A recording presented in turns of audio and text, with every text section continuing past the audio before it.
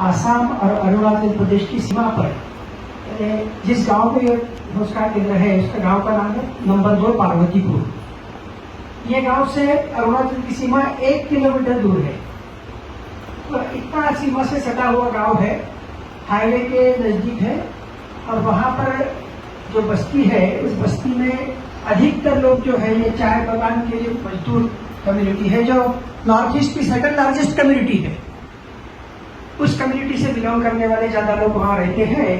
और उन्हीं के बीच में जिनमें शिक्षा की बहुत ही कमी है, जबकि नॉर्थ ईस्ट में 90% के ऊपर भी लिटरेसी होने वाले स्टेट्स हैं। लगभग सभी स्टेट में 75% के ऊपर है। उसी नॉर्थ ईस्ट में ये कम्युनिटी में शायद 20% से भी कम लिटरेसी है। तो इस समाज में शुरुआत जब हम इस गांव में गए थे 1988 में, तो पूरे गांव में एक भी व्यक्ति ऐसा नहीं था कि जिसने हाथ में कभी पेन पकड़ा था या पेंसिल पकड़ी थी। नाम लिखना तो बहुत दूर की बात थी। तो इस अवस्था से शुरू हुआ था। जो बच्चे आते थे उस समय के, जो टीनेजर्स आते थे, वो भी खेल के अट्रैक्शन से आते थे। खेलकूद, गाने, कहानियां, ऐसा करते करते धीरे धीरे 4-5 महीने के बाद उनको पूछा पढ़ोगे क्या, तो हंस दिए केवल, हाँ भी नहीं ना भी नहीं कहा। फिर हमने ऐसे स्लेट लेके आए, पार्टी लेके आए और कंदील के लालटेन के प्रकाश में, क्योंकि 20 साल तक वहां बिजली नहीं थी। 2008 में वहां पर बिजली आई है। तब तक पूरा बांस और घास के कमरे बने हुए थे। वहीं पर अंधेरे में लालटेन लेकर और रात में पढ़ाई शुरू कर दी। धीरे धीरे बढ़ती गई। 4-5 साल के बाद एक प्राइमरी स्कूल खोलने की कल्पना उनको सामने रखी। उनमें से 4 लोगों को टीचर बना दिया, जिनके पास कोई सर्टिफिकेट नहीं था, क्लास 1 भी पास का सर्टिफिकेट नहीं था, लेकिन उन्होंने हिम्मत की और एक प्राइमरी स्कूल शुरू कर दिया। सुबह स्कूल 6:30 से 10:30 11 बजे तक स्कूल चलता था। फिर धीरे धीरे बढ़ने लगा। फिर शाम को एक्टिविटी, सुबह एक्टिविटी, दिन में भी एक्टिविटी, छोटे छोटे उद्योग शुरू कर दिए गए। ऐसा करते करते धीरे धीरे इंटरेस्ट बढ़ते गया। और आज इसका स्वरूप ऐसा है कि आज वहां पर जो स्कूल चल रहा है वो एक रेगुलर स्कूल के रूप में चल रहा है। रखा तो प्राइमरी स्कूल ही है, क्योंकि वहां पर अभी भी क्वालिफाइड आदमी शिक्षक उस संख्या में नहीं है। तो इसलिए प्राइमरी स्कूल है, शिक्षक वही के जो पुराने छात्र जो थे, पुराने स्टूडेंट्स थे, वो अभी टीचर बन गए हैं। ये जो बच्चे आपके सामने खड़े हैं, इनके माँ बाप हमारे पहले स्टूडेंट्स थे। तो ज्यादा करके पिताजी लोग, माँ लोगों को तो अभी आपने देखा कि वो माँ लोग तो अभी लिखना पढ़ना सीख रही है। माँ बाहर से शादी करके आई गांव में, वो लिखना पढ़ना नहीं जानती थी। तो उनके लिए अभी एक रोबोटिक एडल्ट एजुकेशन का क्लास चलता है। एक दिल्ली की एक महिला है, वैसे तो उनका नागपुर की है वो, लेकिन दिल्ली में रहती है। उनके पति रियर एडमिरल है इंडियन नेवी में। वो वहां पर रेगुलर क्लास सप्ताह में 3 दिन लेती है। तो इस तरह से एडल्ट एजुकेशन का क्लास शुरू होगा। जो रेगुलर स्कूल है उसमें 180 के ऊपर 182 स्टूडेंट्स है, 8 शिक्षक है, और वो रेगुलर स्कूल चलता है। उसके सिवा एक जो विशेष एक्टिविटी वहां पर चलती है, जो यूनिक है, कि सेमी रेसिडेंशियल एक्टिविटी है, जिसको हम संस्कार शिविर कहते हैं। शाम को 5 बजे से लेकर सुबह 8 बजे तक संस्कार शिविर, और ये नॉन स्टॉप चलता है। इसमें न कहीं वेकेशन है, न कोई छुट्टियां है। शनिवार के दिन केवल शाम को वो उसकी एक्टिविटीज बंद रहती है, लेकिन बाकी प्रोग्राम चलते हैं। उस दिन कीर्तन भजन चलते हैं। रविवार के दिन थोड़ा एंटरटेनमेंट चलता है, लेकिन बंद कभी नहीं होता।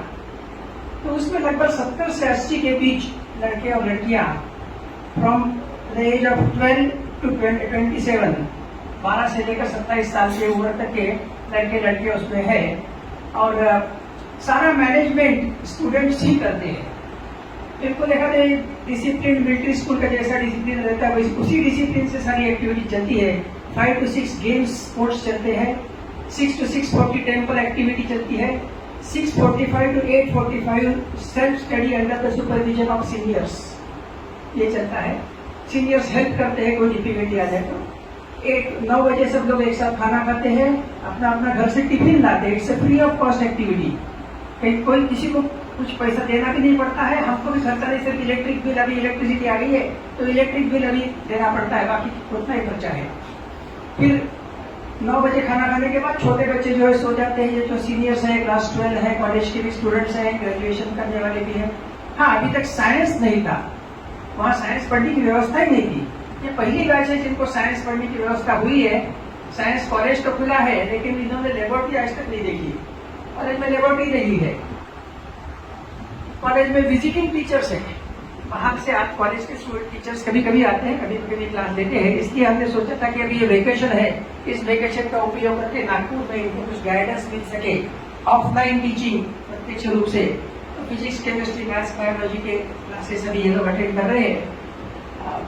फिर ये रात को ये लोग पढ़ते हैं, 10:30 11 बजे तक पढ़ते हैं। मॉर्निंग 4:30 सबको उठना ही है कंपल्सरी, वॉट में भी द सीजन, ठंड हो, गर्म हो, बारिश हो, 4:30 बजे से उठते हैं।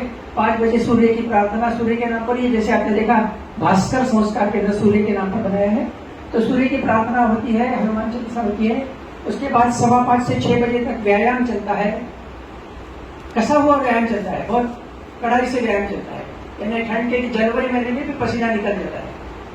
फिर 6 से 7 के बीच में क्लीनिंग रहता है, खुद का क्लीनिंग, नहाना धोना, जहाँ रहते हैं उस पूरे एरिया का क्लीनिंग।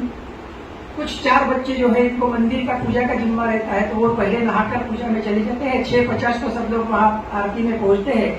7 बजे आरती हो जाने के बाद फिर पढ़ने के लिए बैठते हैं, और जिसका जैसे जैसे स्कूल का समय, कॉलेज का समय हो गया तो वो लोग जाते हैं। 8 बजे तक सारे चले जाते हैं, फिर शाम को 5 बजे आते हैं। ये नॉन स्टॉप चल रहा है, और बिना बुलाए किसी को ये इतना इंटरेस्टिंग हो जाता है कि सब एक साथ रहते हैं, एक साथ खाना पीना, एक साथ खेलना, मस्ती, तो उसकी वजह से किसी को बुलाना नहीं पड़ता है। उसके रिजल्ट्स बहुत ही सुंदर आए हैं। उसी में हमारे साथ स्ट्रीम विजन जब से जुड़ गया, स्ट्रीम विजन जुड़ने के बाद तो और भी अट्रैक्टिव हो गया, और भी लोगों का इंटरेस्ट बढ़ गया, कॉन्फिडेंस बढ़ गया। ये सब होने के बावजूद तो इस तरह की वहाँ एक मेन एक्टिविटी चलती है। इसके बाद सिवाय एक तीसरी एक्टिविटी चलती है, जैसे हमारे एक स्टूडेंट जो पास हो चुके हैं, जैसे इनके माता पिता है या चाचा मौसी लोग है, तो इन लोगों ने एक युवा मंच बनाया है, सदानी भाषी युवा मंच। इन लोगों की भाषा जो है सदानी भाषा है, शायद नॉर्थ ईस्ट के लोगों को भी नहीं पता है, सेकंड लार्जेस्ट कम्युनिटी है, और जो भाषा बोलते हैं वो कॉमन भाषा है, पूरे आसाम में चलती है, सदानी भाषा है। तो एक सदानी भाषी युवा मंच नाम से एक युवा मंच बनाया है। वो अलग अलग फेस्टिवल्स का उपयोग करके समाज में रिफॉर्म्स कैसे लाना, समाज में जो बुराइयां उनको दूर करना, अच्छाइयों को स्वीकार करना, अपने जो त्योहार मनाते हैं त्योहार को अच्छा सुंदर स्वरूप देना। एक उदाहरण के रूप में बताता हूँ कि पहले हमारे यहाँ दिवाली का त्योहार मनाते थे, सबके घरों में होता था शराब और मुर्गी, इसके सिवा और दीप जलाना, इसके सिवा त्योहार में कुछ नहीं होता था। आजकल हमारे युवा मंच के लोगों ने बोला है कि नहीं, इसको सुंदर बनाते हैं। वो शराब पीने के बाद झगड़े मारपीट, दिवाली के दिन अगर मारकाट नहीं हुई तो मजा नहीं आता था, ऐसे भी हो गई थी। तो इन्होंने तय किया नहीं, इसको बदलना होगा। और फिर उन्होंने क्या किया कि 1 महीना पहले डिक्लेयर कर दिया कि घर सजाने की, घर और आंगन सजाने की कंपटीशन होगी। तो बस गांव के लोग लगे अपने अपने घर को सजाने में। उसके लिए एंट्री फीस रखी थी 10 रुपए, और प्राइसेस रखे थे जो घर में उपयोग आने वाली वस्तुओं की। तो कार्यक्रम बहुत सुंदर होने लगा, बहुत सुंदर तरीके से घर आंगन सजाना, तुलसी के वृंदावन, तुलसी पिंडा बोलते हैं, तुलसी पिंडा अलग अलग स्टाइल से बनाना, दीवारों के ऊपर डिजाइन बनाना, दीप जलाने के लिए केले के पेड़ लगाकर, केले के पेड़ में उसके ऊपर दीप जलाने के लिए लगाते हैं, ऐसे बांस के टुकड़े लगाकर, बहुत सुंदर दिखाई देता है।